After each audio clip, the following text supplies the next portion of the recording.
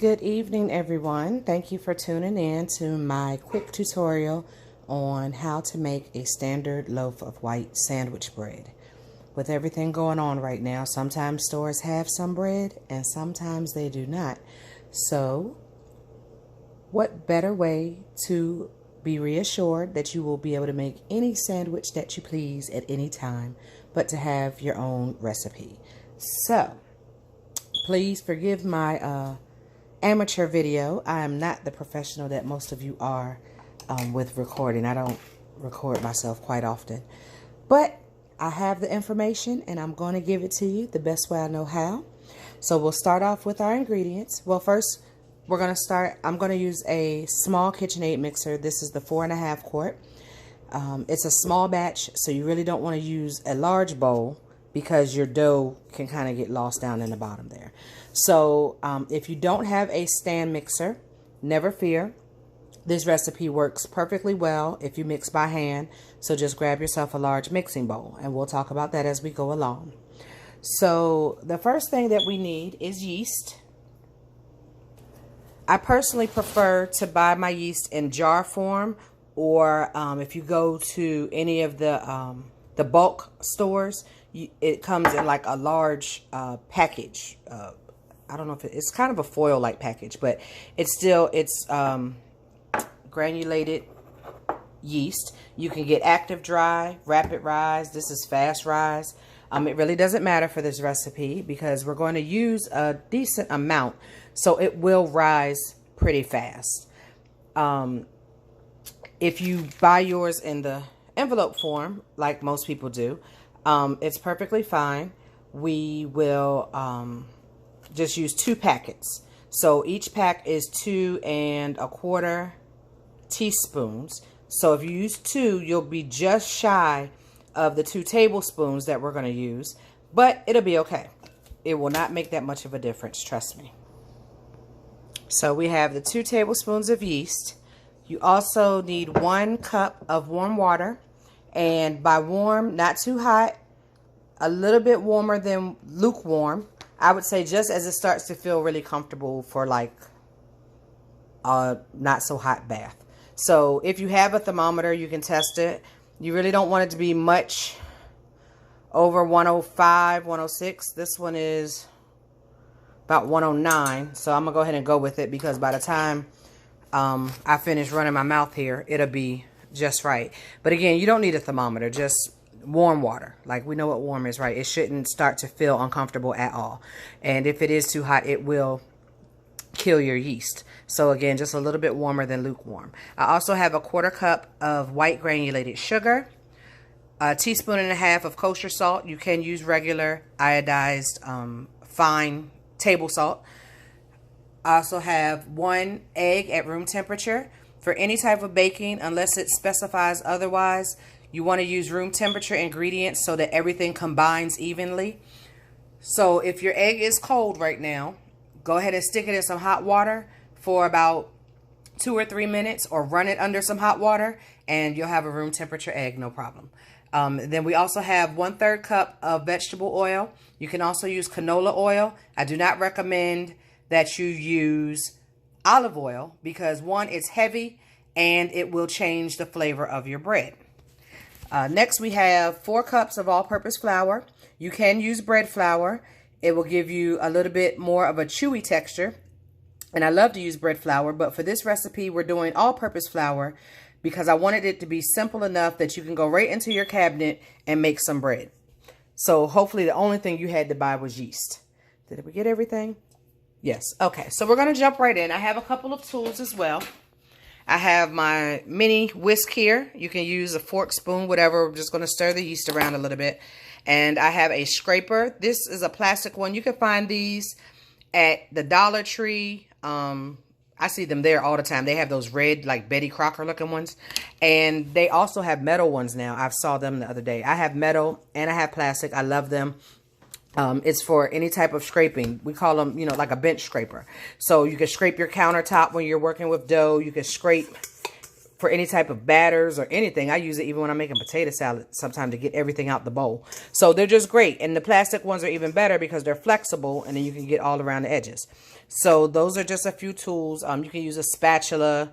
You can use your hand. You can use whatever you want when you're making bread for your house and your kitchen. So I also have my dough hook attachment here. Again, if you're going to mix by hand, just get a wooden spoon to get you started. And then you can transition over to using your hand once your dough starts to come together. So in my warm water, I'm going to add my sugar and let that dissolve. And right now what we're going to do is proof our yeast. And that's basically we're activating our yeast so that it won't take as long to rise. Now, this is one of those recipes you can dump everything into your bowl and mix it. It will just take a little longer to rise. By us activating our yeast here, we're speeding up that process just a little bit. And then the use of the warm water. And then when we let it rise, we're going to sit it in a warm spot. And this is just to keep us from waiting all day. Trying to get that sugar to dissolve here. As most people shy away from baking bread because they don't like to sit around waiting for their dough to rise all day. So this is just a little faster method. All right, that's good enough. So I have my sugar dissolved and now I'm going to add my yeast. And I'm sorry, I tend to talk fast when I'm explaining things. Please feel free to post questions in the comment section. I will try to answer them. You could always inbox me as well. I'm always happy to talk baking or food in general. So you don't have to do this step. I just like to stir mine up here just to make sure all the yeast is incorporated into the water. And then we're going to let this sit for about 5 minutes until it gets kind of foamy and bubbly on top. Be right back. And we are back. So as you can see, I don't know how well it shows up in here, but we got some bubbles going on and it looks puffy. So it should have a puffy look to, I don't know. Yeah, I can't really get a good shot on it, but it's puffy. So at this point, we are going to add the remaining ingredients. We're going to add our oil, our egg,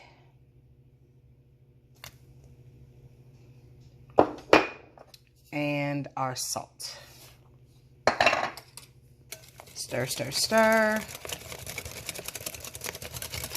Now, I was kind of double-minded about this thing. At this point, you can pour all of this in your mixer. I was halfway going to make it in my mixer and halfway going to do a hand mix version for y'all and got kind of confused in the process. So you can dump all of your ingredients in your mixer.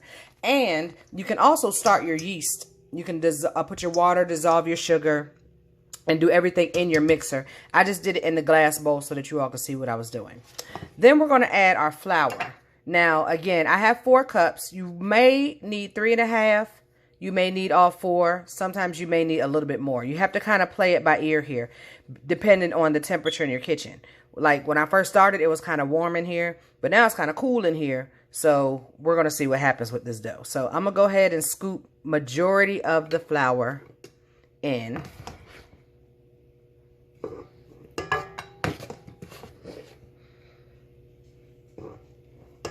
I don't have a stand or anything, so please excuse the jumpiness of the video.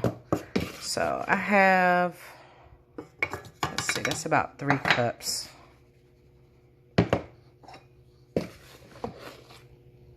All right, so that's about 3.5 cups. Let's see what we have here. Now at this point, if you were mixing this by hand, you're just going to take your wooden spoon and stir to get it all incorporated and start to form into your dough.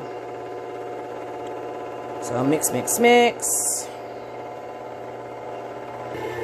So I sped it up a little bit so we can get this thing rolling. And I don't know, this 3.5 might be all right now. When I made it the other day, I needed like 4 and then some. So you really have to play it by ear based on the humidity and the temperature in your kitchen. I think we might be good to go here. Yes, I love it when a plan comes together on the first go round. So you see how the dough is coming together. and it is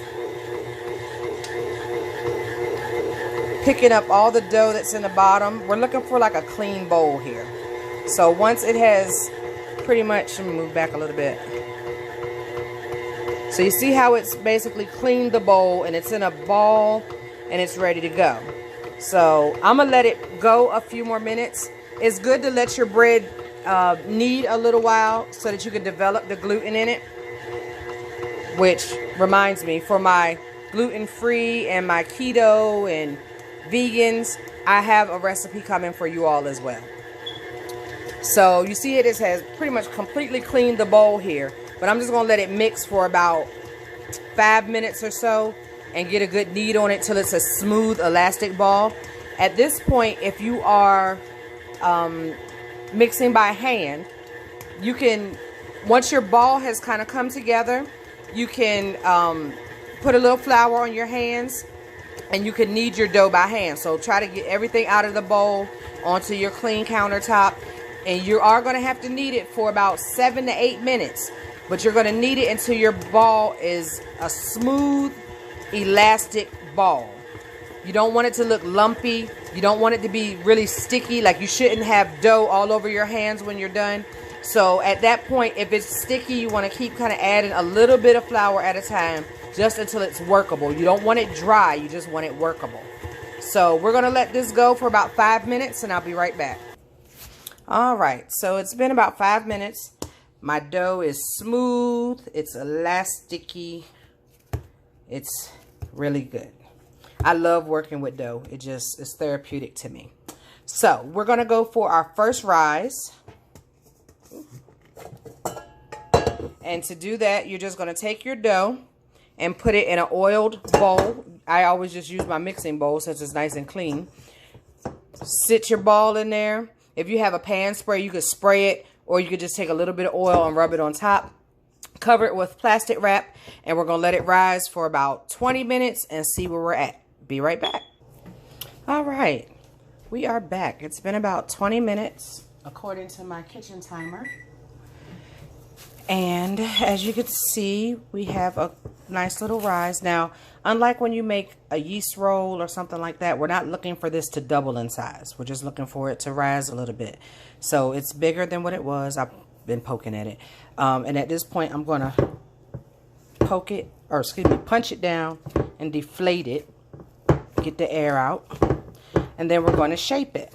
So this is going to be kind of interesting because I'm trying to hold this and shape.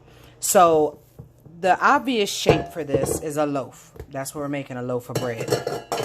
However, I did have a couple people inquire on what to do if you don't have a loaf pan. So this is, if you have a loaf, all you're really going to do is shape your dough into lengthwise like this and tuck your ends. I hope you can see. I'm gonna try to. So all I'm doing, phone cord in the way, is shaping it into what looks like a loaf. It does not have to be as large as your pan, but you're just going to shape it into a loaf. And you see, I didn't do a whole lot. I'm not going to go back and re-knead it and all of that because I don't want the gluten to develop to the point where my bread is tough. So what I have here is just a foil loaf pan. It's pretty big. You don't have to get one this big. I don't know what size this is. But your standard loaf pan, if you use a standard loaf pan, you could probably cut this in half, I'm thinking. And use a smaller loaf pan. Or if you get these big throwaway ones, or if you have a larger loaf pan, you could just pop it in here. And this is oiled. Again, you could spray it or just use some oil. And just pop it in there, and then you're going to let it rise again. But for those who don't have a loaf pan, I wanted to show you a couple options. And I might have to call Raina in here to get some help. Hold on. Action. Okay, so we got Raina here. Hopefully she's getting this good. So if you don't have a loaf pan, you have a couple options. One, we can roll it into a baguette. And it can be as long and as thin as you want it. Keep it in mind, though, this is going to double in size when it rises. So you could cut it in half, so that you can maybe freeze half and eat half and then pull the other one out when you're ready. So to make a baguette, this is all we're doing here. We're just rolling it into a log. If you want to be real fancy, you could cut some slits in it, but we're talking about sandwich bread here, so you could really just roll it into a log, put it on a sheet pan, and it's going to double in size. Once it doubles in size, probably no more than 20 minutes. Once it doubles in size, then you can bake it. So while you're shaping your dough, you want to go ahead and preheat your oven. Depending on your oven, you want to go from either 375 to 400. Now I have a gas oven, so I'm going to keep mine on 375. If you know your oven runs really hot, 375. If you have an electric oven or an oven that is pretty good with its temperature readings, then you can go to 400. Just keep your eye on it. You don't want it to get dark too quick on top. So this is your baguette. You just put it on your sheet pan, oil your sheet pan, put it on the sheet pan, and bake it. Or excuse me, I'm sorry, scratch that. Put it on the sheet pan, let it rise for about 20 minutes until it doubles in size, and then bake it for about 20 minutes or so. Now, if you have a hard time gauging when your bread is done, then you can use your thermometer again, and you're looking for it to be about 190 degrees to 200, but let's shoot more for the 190 unless you like dark bread. I like light skin bread. Don't judge me. So the second thing you can do, I'm going to cut this in half, and you can do a braid. So we cut it in half, and we're just going to roll our dough out. And again, your dough should not be sticky at this point. And again, the longer you roll it out, the shorter your loaf will be when it rises. So if you want a nice high loaf, then you want to keep it fairly thick. So you're going to roll both pieces out to be even.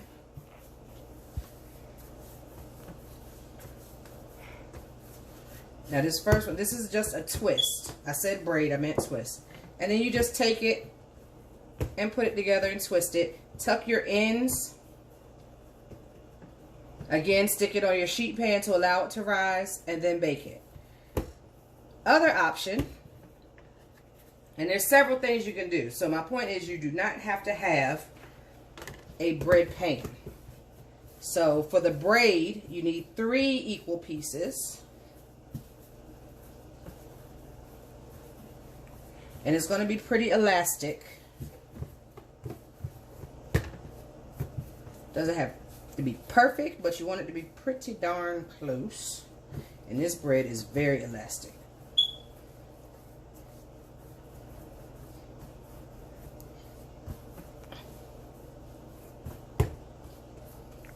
And I'm trying, my dough is going to be pretty overworked here because I'm showing you different methods. So that's why I'm trying not to knead it a whole lot. But when you're doing yours, you want to get it pretty even in size. If I keep rolling mine, I'm not going to get a good rise because I'm going to overwork it. So you pinch the top, and then just like you would with hair or anything else, you just braid it. Pinch the bottom, tuck it, kind of shape it a little bit, put it on your sheet pan, allow it to rise. The last thing you can do is get a muffin tin, and you can break your dough off into equal pieces, roll them into a ball. Now this won't be sliced bread here, this is just different things you can do with this dough. But roll it into a ball and drop the 3 inside the grease cavities of the muffin tin, and then you'll have more of a, like a clover leaf roll. But if you want sliced bread, you want to do the braid, the twist, the baguette, or if you have the loaf pan, you're just going to put your form your dough into a loaf. I'm trying to do this without overworking my dough too much here. And I'm just going to put it in my pan and let it rise. So you want to sit it in a warm spot in your kitchen. For you, that could be on top of your refrigerator. If you're preheating your oven, you can sit it near the oven. Anywhere that's a warm spot. You don't want it to be drafty. You can cover it again with your plastic. You can wet a paper towel and cover that over the top. You just want to cover it so it doesn't dry out. And once your bread rises, you'll bake it, you'll butter it, let it cool, you'll slice it, and you have wonderful bread. I'm going to come back after this is risen and show you what it looks like before we start to bake it. Alright, so I'm back. This actually ended up being more like 12 minutes versus 20. Again, it all depends on the temperature in your kitchen and where you put it. I was cooking dinner, and I had the oven preheating, and I set the pan right next to my stove, so it rose pretty quickly. Now, it's not that pretty right now because I was showing y'all all those different ways to shape it, but it's going to bake beautifully. It might have this little crease down the middle, but it's still going to be good bread, and I'll still be able to slice it. So I'm going to go ahead and uncover it. I'm going to bake it in the oven, again, for about 20 to 25 minutes. Time varies depending on your oven, but we're going to check it at 20 and see where we are. Again, if it seems to be getting brown too fast for you, you may want to turn your oven down some or move your rack. I start with my rack in the middle of the oven. And again, to make sure your bread is done, you can usually look and see the browning around the edges, and it's it looks, I can't really explain it, but it looks formed, it looks done. It looks like you could just pick it up out of the pan. But sometimes it may still be a little light on the bottom. And depending on how brown you like your bread, you may want to leave it in a little longer. So just to make sure, if you have a kitchen thermometer, you can temp it, and it should be at 190 degrees. Then you know that your bread is done. So I will show you what the final product looks like, and be back soon.